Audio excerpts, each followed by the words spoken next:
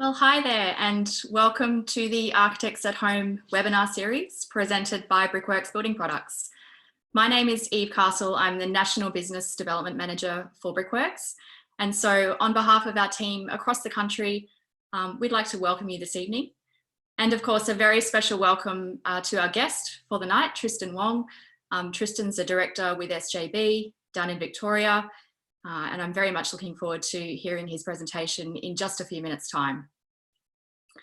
If you are joining us via webinar for the first time, there are a few notes of housekeeping that I'll share with you. So you'll notice that there's no option to mute or unmute if you're viewing from home. And so you don't need to worry about any domestic noises coming through on the presentation. And I'm sure that's a relief for many of us who are in domestic peak hour.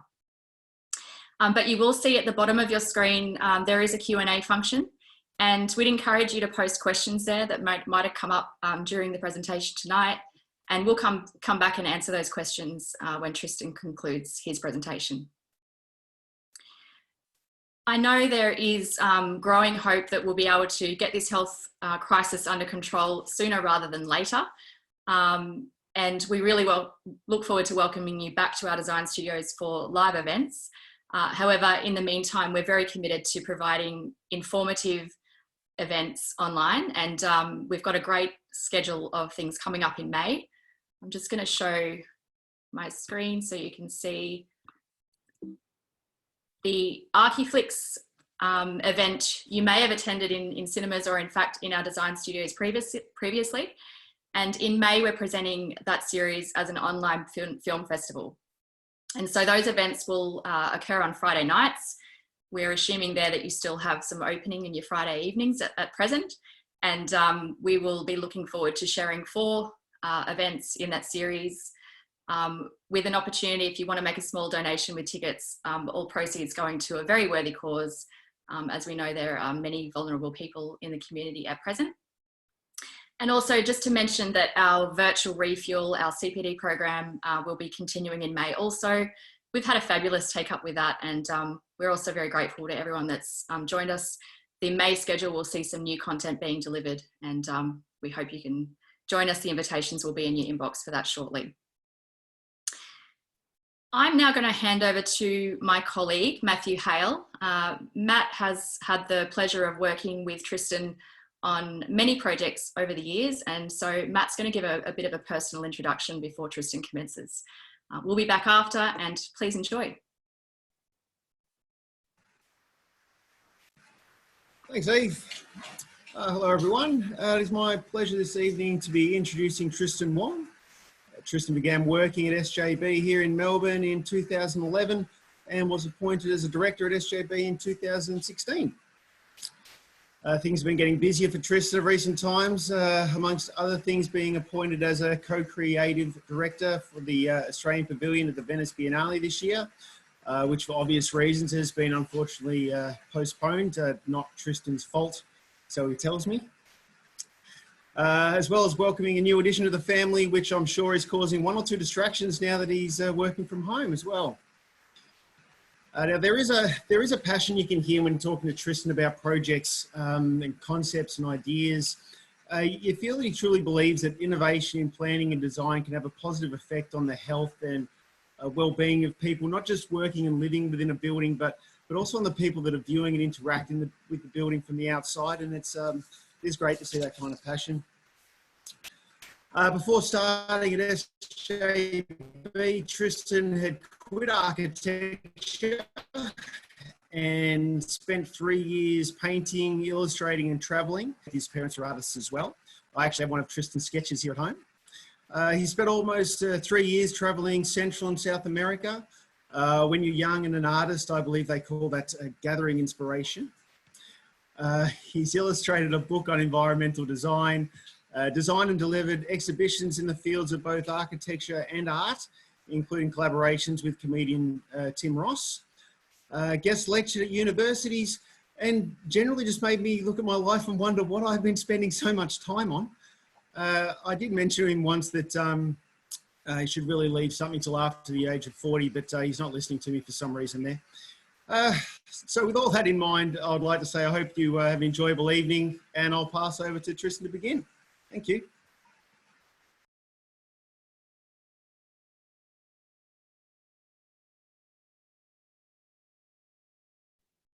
Thanks, Matt and Eve. I hope this is working. I'm going to start sharing my screen. A couple of quick apologies before I do that. First apology is it talked about residential projects in the flyer. This will be a little bit more about workplace projects, and we thought this would be, given the climate we're in, we're all working from home.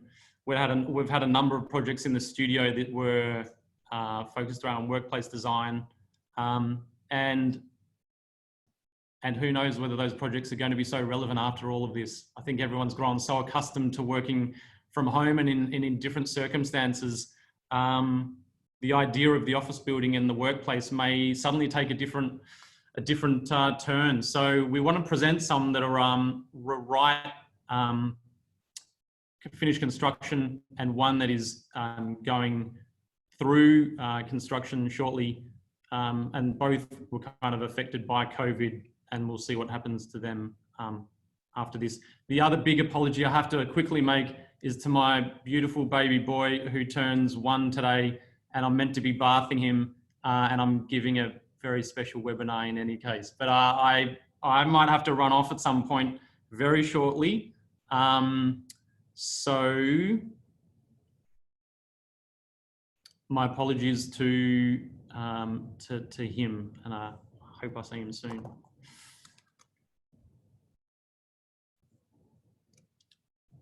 Okay, hopefully you can see the screen. I'm just starting to share.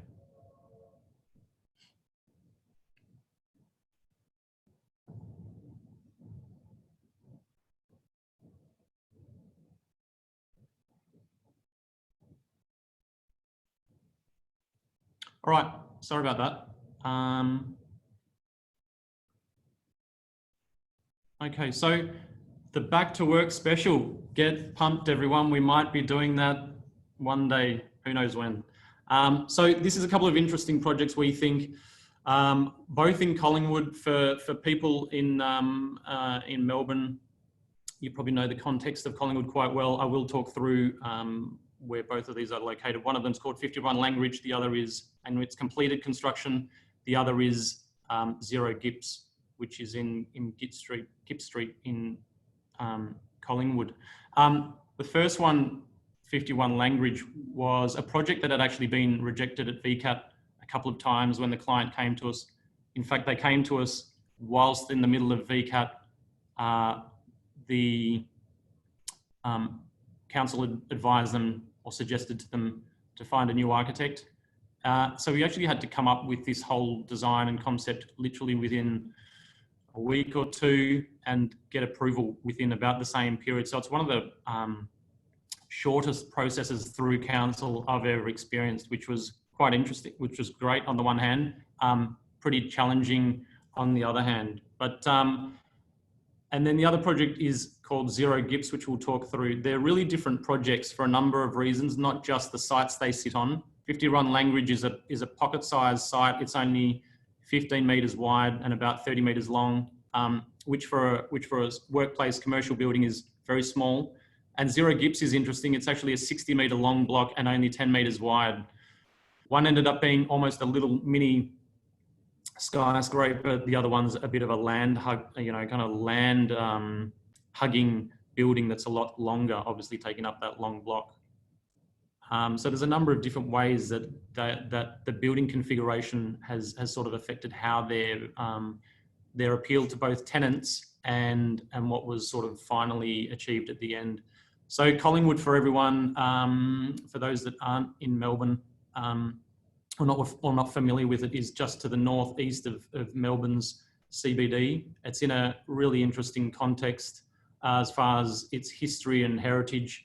Located on, very near to a lot of trams, trains, bus, transport networks and major arteries that run through Melbourne.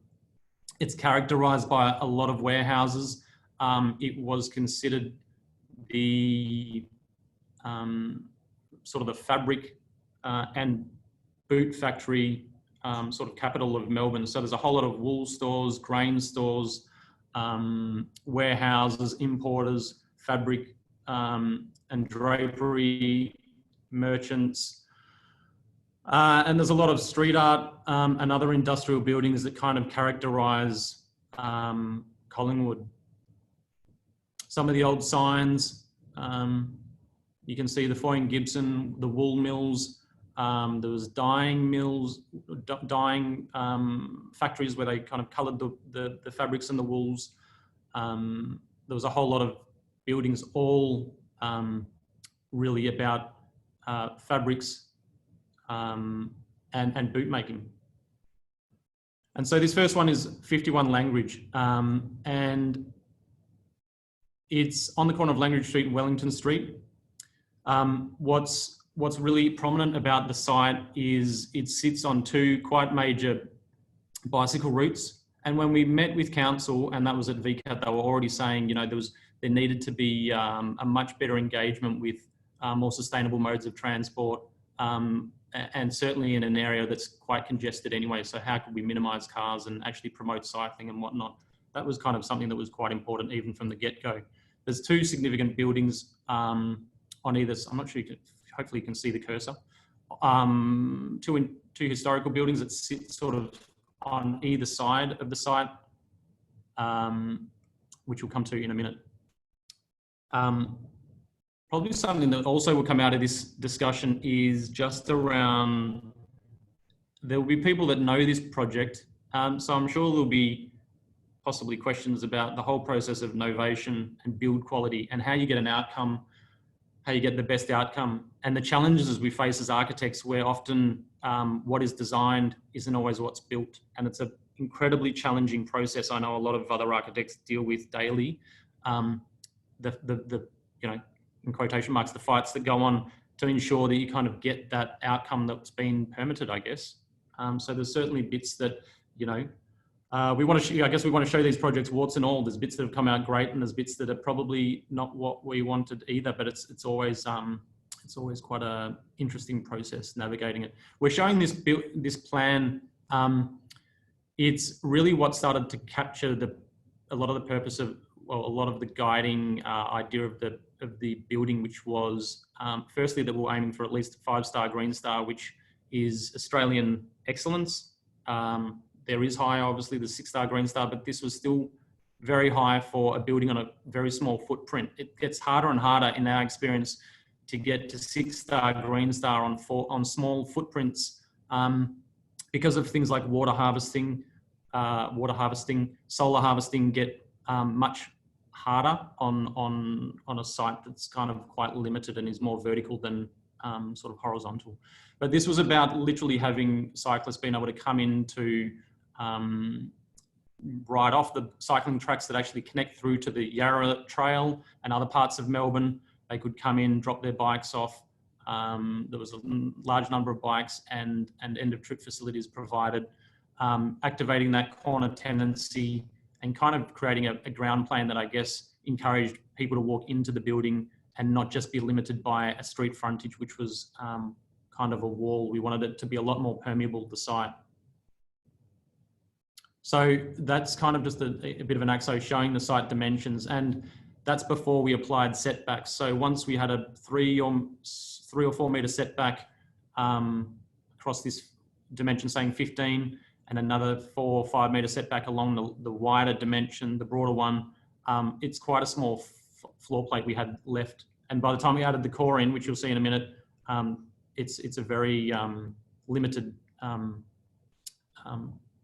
building inside. Again, just talking through some of those things, how you come into the building and drop off the bike and have all of those aspects readily available, the corner tenancy, and how people could come into this building from multiple angles and increase and enhance that permeability. So there was an envelope that was already understood and given to us, sort of supplied by council, that was, you know, that we could go to about 10 or 11 stories on this site, again, of quite a narrow proportion. one of the first things we looked at was, again, all of these things overlaid with the intent that it would be, you know, going for a 5 to 6 star green star. Something that was important, we thought, in the building was having a number of different communal gardens that went up the building and were north facing. They ended up being double height gardens, so they were really great spaces to get significant planting going on, and allow the building to be more breathable, I guess. We naturally ventilated the building, so it wasn't reliant on mechanical conditioning. Has a mixed mode system, so you can flip between the two. But these breakout spaces end up being really significant. In fact, there's over 200 square meters of surface area of green walls that go up through the building. Another important aspect was just trying to break down the scale, that it wasn't reading as every single level, like you can see in that sort of diagram, that we would actually start to express every second floor, which I think helped just alter the proportion of the building.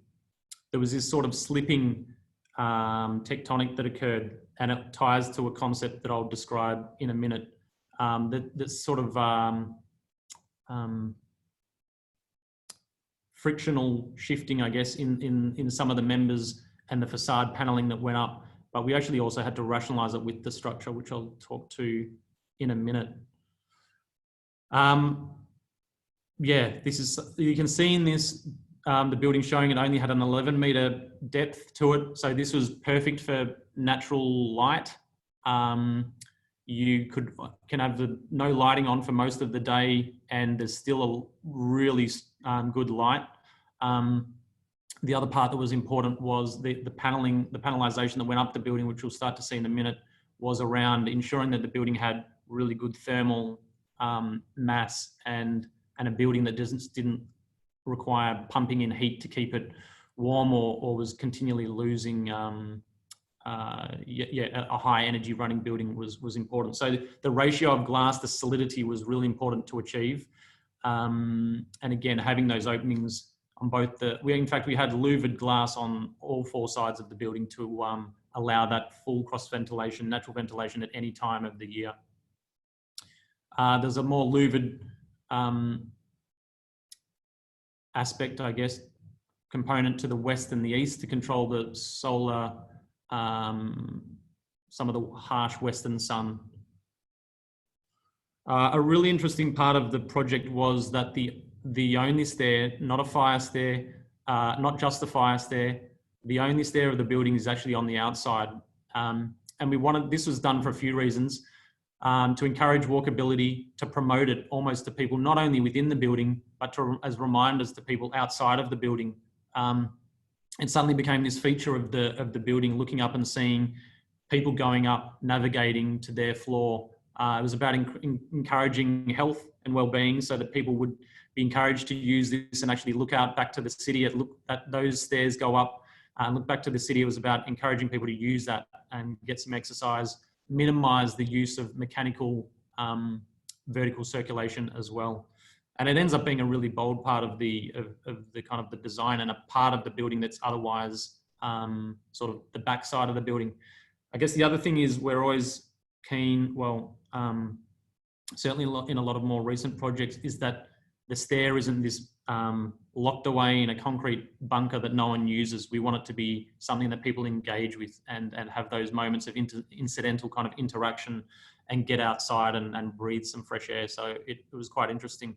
The way it was designed was almost like this kind of stitching or laces, you know. So it's actually 2 back-to-back stairs that run down the building. It could have been a scissor stair, but we thought it was kind of, for a couple of reasons, we went with the 2 separated stairs. Actually, they had to be fire separated. The panels that go up the building ended up being aligned in such a way that we didn't have to have structural columns within the building. All of the structure actually runs down the outside. So it is a kind of exoskeleton structural system. We did have to do some kind of clever gymnastics with panels to make sure there was a bit of overlap, obviously, for the load to transfer between each panel. It was quite interesting how that came about and how we got that resolution and still kept the kind of the intent of the building.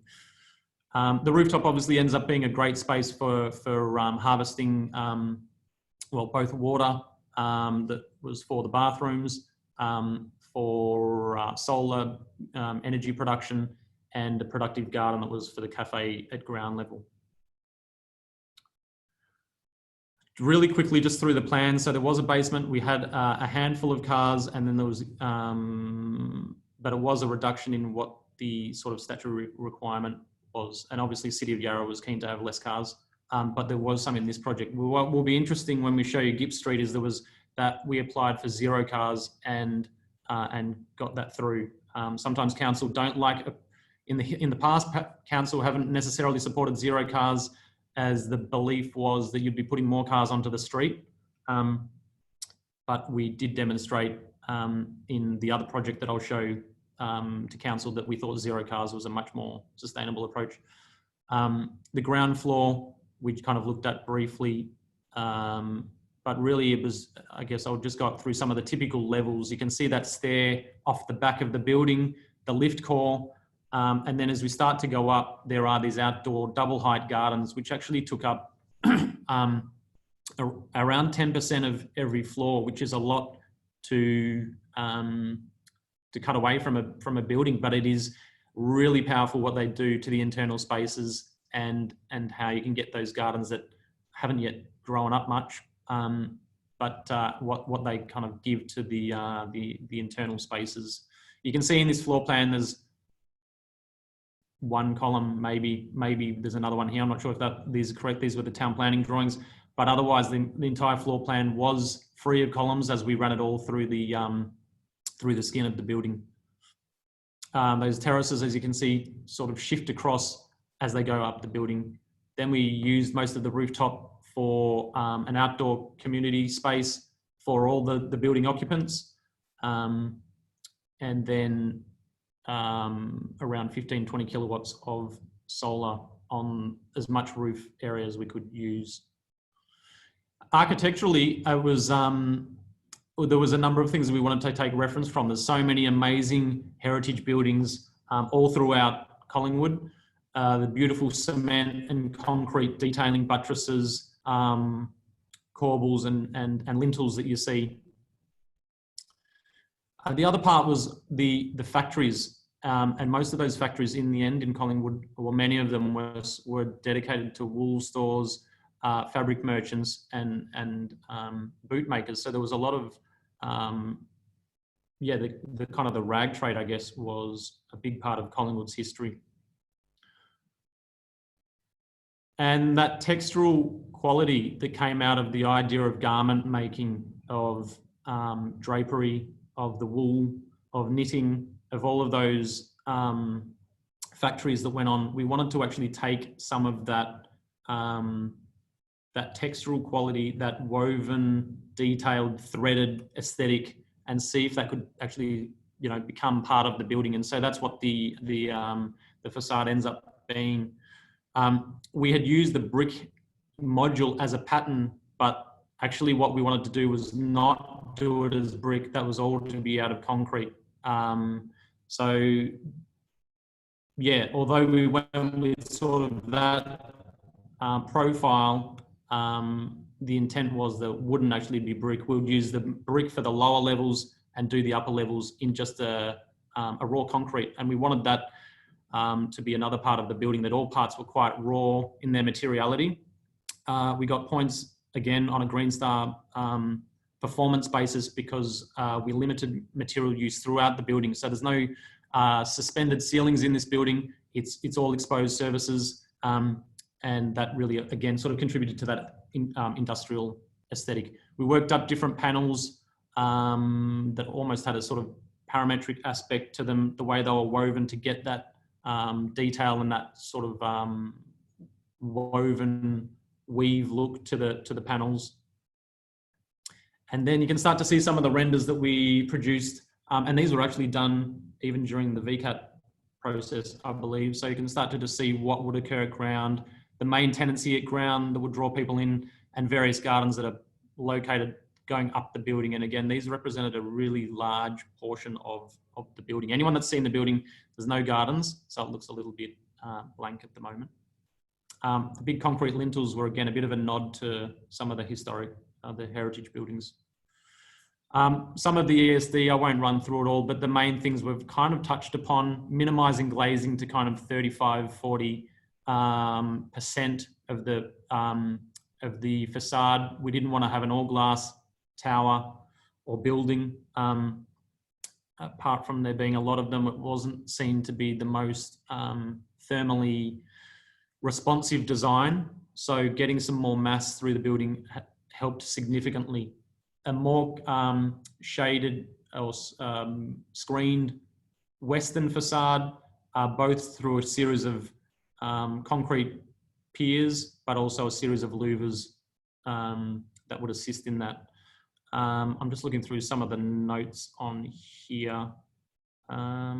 Yeah, I think we've touched on a lot of it. It was really about, you know, all of these things contributed to the responsiveness of the building in an environmental point of view, but also how occupants felt when they kind of experienced this building. There you can see the stairs that go up the building, and again, there's probably not many buildings you'll find that have their only stair that is for the whole building outside. So if the lifts break and it's raining, you'll get wet. So we'll see if that ends up being something we hear about in the future, like those architects were not clever in doing that. But we think it's a really interesting way of continuing that conversation about well-being of occupants and walkability. You can see the double height gardens in this image, and the rooftop gardens and productive garden that would go on.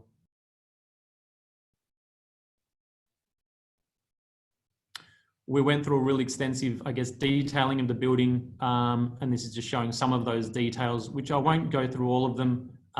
It's really just to kind of talk through and show you what had gone in. This was actually, part of this was a facade package that had to be endorsed by council so that they knew that what they had seen would be what they would get, and that there wouldn't be kind of a dumbing down.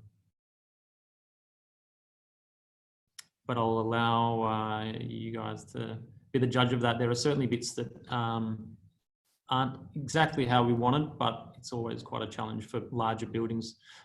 These were in to show it as brickwork, but it actually was never intended to be brickwork. So that wasn't, believe it or not, a change to the design. It was always meant to be just the concrete, that it would have a profiling to it.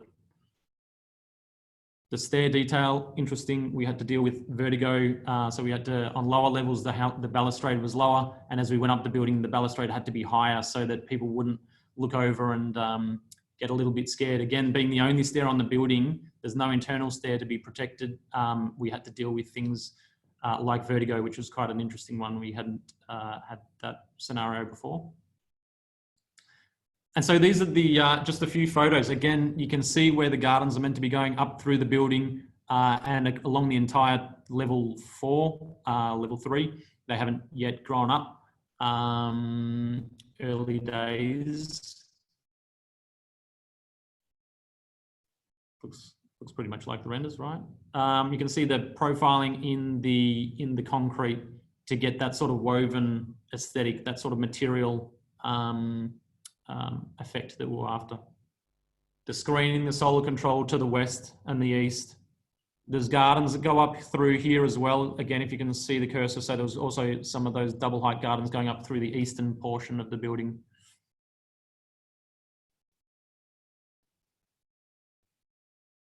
I hope there's no lag on your computers. There you can see those deep lintels that provide solar control. It's quite incredible in sun. You can see these big shadows cast down across the glass. So there was solar control both from providing an awning or a canopy where practical, but also through not having extensive glazing.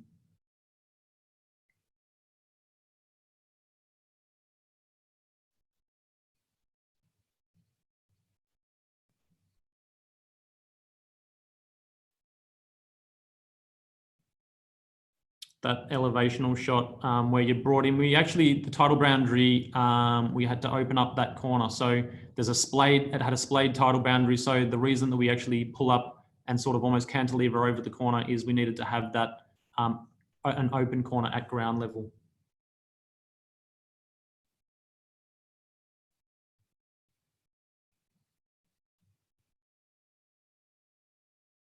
The side profiling was mimicking some of the buttressing and side details of a lot of the historical buildings in the area, which you can sort of see in this image through here, our neighbouring building. We wanted the building to have that sense that those really quite proud historical buildings always had quite clearly a quite distinguishable front and side elevation. And so some of that is what you read in this building, where you understand the front has the detail and the side is done in a way that sort of, yeah, I guess that has that kind of buttressing detail to it. Even in all of these, I guess that cement work and the concrete was, and even the sort of the lettering was something that we took some reference from.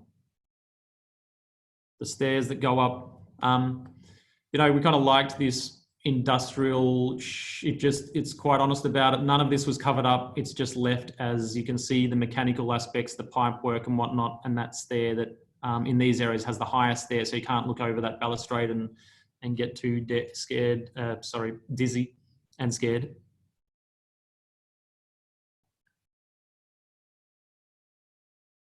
Interior spaces, yeah, it was all, again, that was quite a challenge, having polished concrete floors and a soffit that's also concrete because of the acoustic challenges in doing that. So both sides concrete is not easy to do, but that was something that we're keen to try and achieve, and then just having all those surfaces exposed. That tessellating sort of just shifting of the brickwork continued in the tiles in the end of trip facility, whereas really just tiles and the timber veneer for the lockers.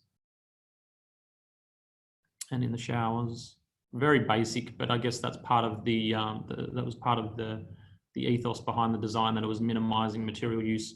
The bikes, well, some of the bikes anyway, that were against the old walls, so it was quite nice seeing even the existing wall just retained. So that's some of the side walls that wrap around the south and the east boundary. That's it for that one. Yeah, again, there was a number of, it was a really interesting design process, and you know, how the outcome we got to had obviously a number of things that we kind of weren't sure about, had to debate, arm wrestle, you know, convince others of whatnot. It's always a challenge, particularly when you come to a larger building. So there's bits we love and there's bits we're less sure about, but I think that's what comes with architecture. There's always kind of looking back on projects and reflecting on what worked and what you'd do differently. I'm going to go quickly through this because my son Lenny is going, "Where the hell are you, Dad?" And you've all been listening patiently for 30 minutes. This is quite a different project in Gipp Street in Collingwood. So it's a much longer building. It almost has the same proportion as the last building if it was turned on its side.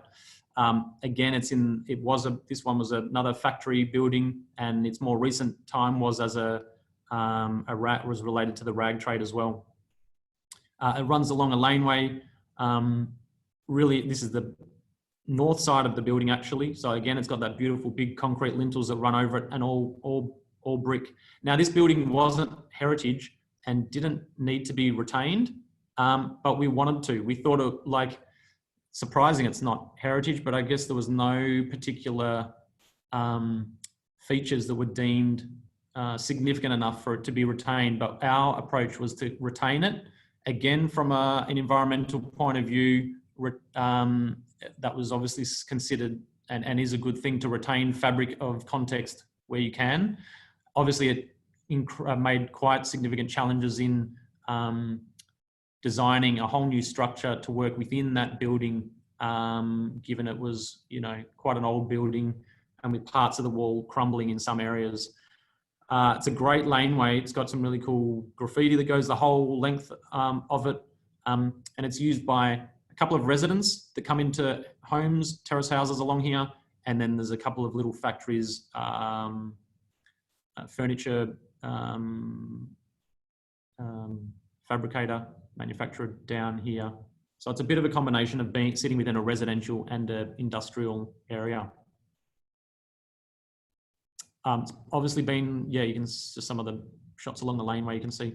If anyone can see that eastern elevation, it's pretty cool. So that's the stitching, the 60 meters of all the graffiti, which was a really nice way that we wanted to capture and retain that. And part of our conversation to council was that they could, obviously this would be a pretty obvious place for artists could come back and repaint the walls, or they might stay as it is. We're basically retaining all of the building as it is, apart from taking the roof off. So yeah, I think interestingly in the end, council was like, can you get all the graffiti off? So we're taking it off to put some new art back on. We think it looks great as it is. The windows, we'll talk about them because they're quite relevant, part of the design. So you can see the brick piers that come internally, those windows that sort of cant inwards and allowed ventilation. They've got a little ventilation flap, if you know those factory windows, and we're retaining all of that. From a massing point of view, again, it was this quite interesting site that's really long. You know, a pure extrusion of the site ended up just a big block. We ended up doing a cut in the middle of the building for a number of reasons to maximize, again, natural light into all parts of the building, so we weren't reliant on artificial lighting. It also created a break that allowed the sun to come through and go into the backyards of terrace houses. And we demonstrated that in a series of shadow diagrams, so it was understood why that break was there. It also, from, I guess, an urban point of view, a continuous building of 60 meters wasn't going to be realistic. I think we ended up doing about 25 meters and then a 15-meter break and then another 25-meter building. A series of walkways actually connect the two sides. How we got that, we built to the boundary on the east, this is the eastern side, and we built to boundary, and we actually ran a series of apertures or openings that aligned with the old factory windows. And a lot of this was taking, we wanted this to be quite an earthy building connected to its context, and not, again, a kind of glassy building, but one that was quite subdued in both its coloration, but also in its textural quality, I guess. Those did have to be screened, so we'll come into, you'll see it in more detail, but all of the windows are louvered. Again, the entire facade is clad in a terracotta product that Matt's helping us find, aren't you, Matt? Really interesting project. Again, this was looking at getting around a 75% best score, which is kind of excellence or leadership, which is about a 5 to 6 star Green Star building as well. The whole idea of having these apertures down the side of the building was almost the idea of a cutaway section, kind of looking into like an ant farm. We wanted this idea of being able to see the occupants moving through the building or having meetings, but you wouldn't see them fully. It was almost just like a glimpse.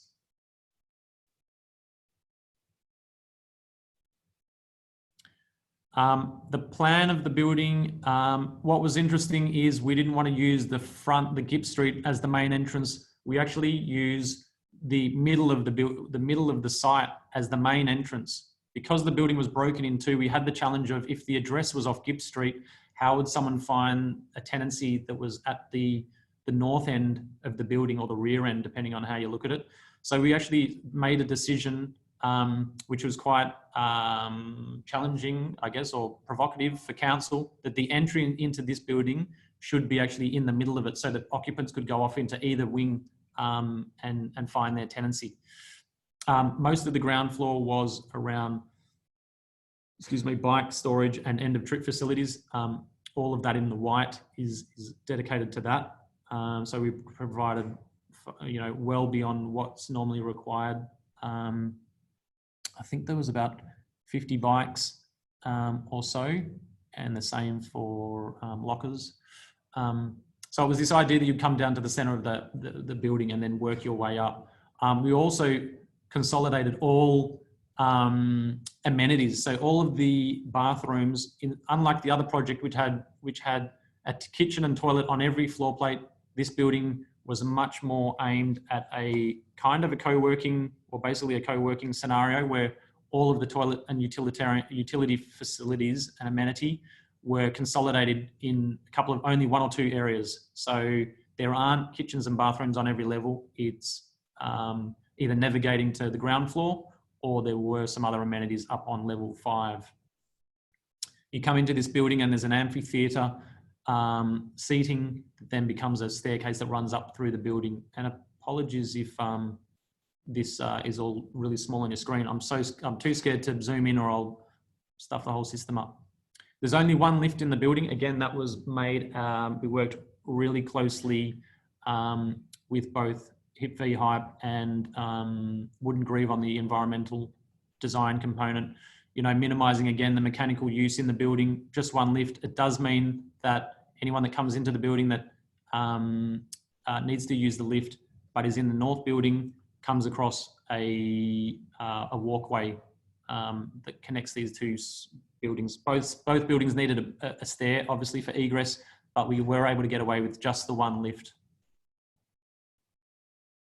So the floor plan is sort of repeats the whole way up. You can see now when we get to level 4 or 5, there's more utility amenities, I should say. Again, so they don't clutter every floor plate. Every floor plate's quite clean.